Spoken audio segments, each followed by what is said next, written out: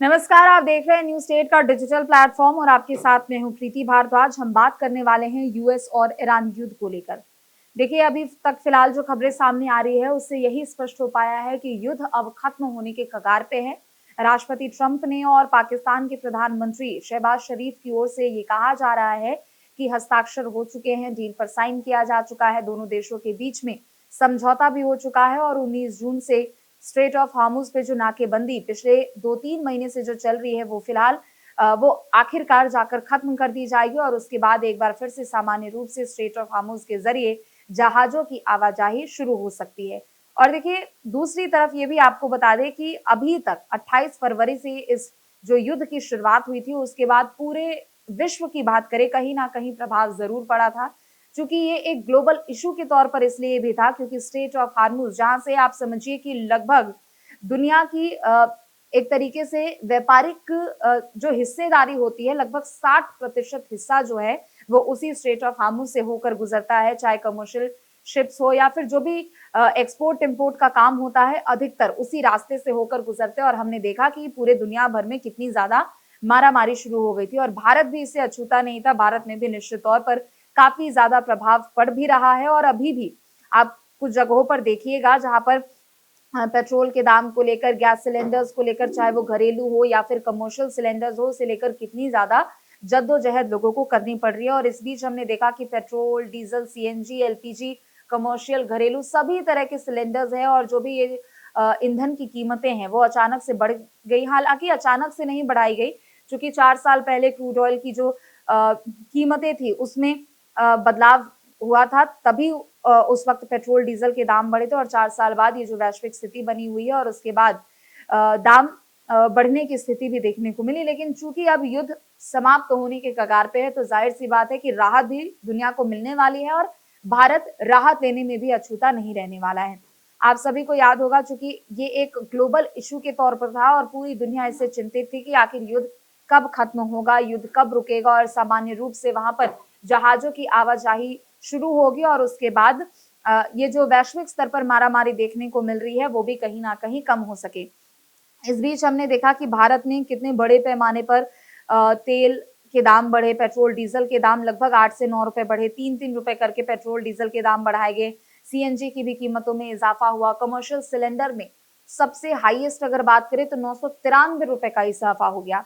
फिर उसके बाद अगर देखा जाए तो 7 मार्च को यही इजाफा हुआ था। 7 मार्च के ठीक 3 महीने बाद 7 जून को एलपीजी घरेलू जो सिलेंडर्स हैं उनके दामों में इजाफा किया गया। पहले 60 रुपए की बढ़ोतरी हुई थी, फिर अब जाकर जब जून में कीमतों में इजाफा किया गया तो लगभग 29 रुपए की बढ़ोतरी हुई थी। लेकिन अब चूंकि युद्ध ये खत्म होने के कगार पर आ चुका है तो उम्मीद यही जताई जा रही है कि लोगों को इस भीषण महंगाई से राहत मिलने वाली है। पेट्रोल डीजल के जो दाम है वो सस्ते हो जाएंगे और एलपीजी के भी दाम घट जाएंगे। उम्मीद फिलहाल यही जताई जा रही है क्योंकि डील हो चुका है। हालांकि राष्ट्रपति ट्रंप की ओर से बार बार कहा जा रहा है, ईरान ने अभी कुछ कहा नहीं है। पाकिस्तान के प्रधानमंत्री शहबाज शरीफ ने भी कहा है कि दोनों देशों के बीच में डील हो गई है और पूरी दुनिया को अब इस डील से राहत मिलने वाली है। तो देखिए, 85% से ज्यादा जो कच्चा तेल है वो भारत अपनी जरूरतों का आयात करता है और हम सब देख रहे हैं कि कितने बड़े पैमाने पर कहीं ना कहीं कच्ची तेल की कीमतों में भी कितना ज्यादा प्रभाव पड़ा है और स्ट्रेट ऑफ हार्मुज से चूंकि आयात निर्यात होता है तो उसकी वजह से भी कितना ज्यादा प्रभाव यहाँ पर पड़ा है।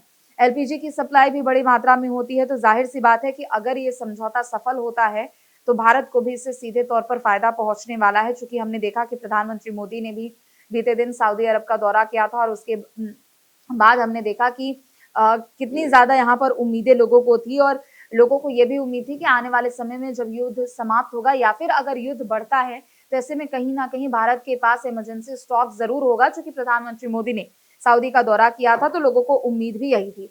लेकिन इन सबके बीच एक बड़ी खबर यह भी है कि जब से समझौते की बात कही जा रही है, ग्लोबली ऑयल मार्केट में बहुत बड़ी गिरावट देखी गई है।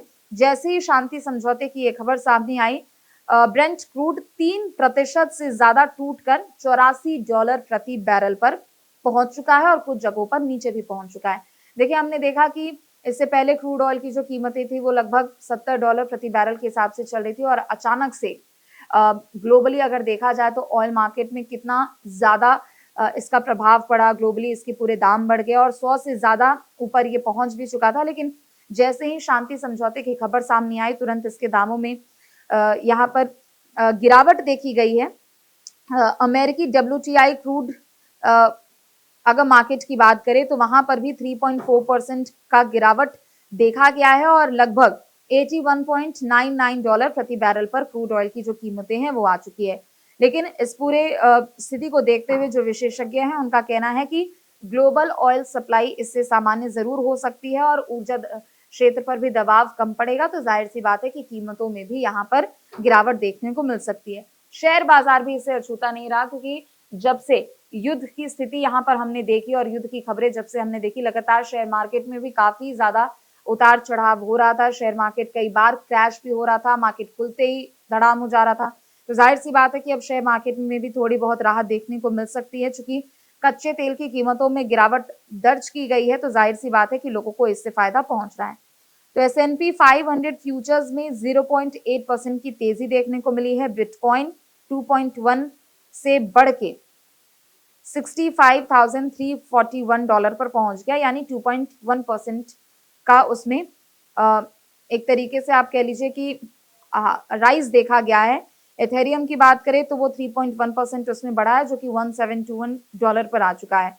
निवेशकों का ये मानना है कि जो पश्चिम एशिया में ये तनाव की स्थिति देखने को मिल रही है, उससे आर्थिक गतिविधियां काफी हद तक प्रभावित हुई थी। लेकिन चूंकि अब की डील की बात यहाँ पर कही जा रही है, तो जाहिर सी बात है कि वैश्विक स्तर पर आर्थिक गतिविधियों को इससे बहुत बड़ी राहत भी मिल सकती है।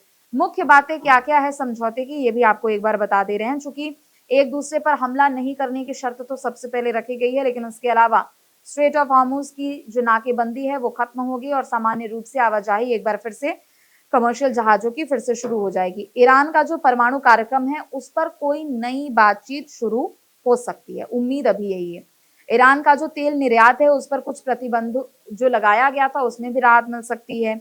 लेबनान में सैन्य गतिविधियां रोकने पर भी सहमति बनी है और इसके अलावा समझौते पर 19 जून को स्विट्जरलैंड में हस्ताक्षर होने की संभावना जताई जा रही है। इससे पहले हमने देखा कि जब समझौते की बात कही गई थी तो as a third party role Pakistan को उस रोल में रखा गया था, मिड प्लेयर के तौर पर रखा गया था। लेकिन इस बार 19 जून को स्विट्जरलैंड में हस्ताक्षर करने की उम्मीद यहाँ पर जताई जा रही है।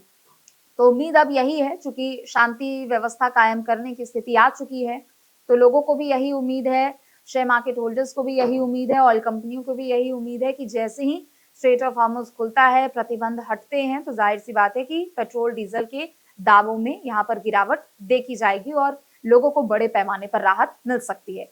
फिलहाल के लिए बस इतना ही। आप देखते रहे न्यूज स्टेट। नमस्कार। आपके मोबाइल पर तुरंत आएगी ब्रेकिंग न्यूज, स्क्रीन पर सबसे पहले दिखेगी बड़ी खबर, देश दुनिया की हर खबर एक जगह। अब आपके मोबाइल पर तुरंत फटाफट इंस्टॉल कीजिए न्यूज नेशन ऐप और रखिए खुद को अपडेट।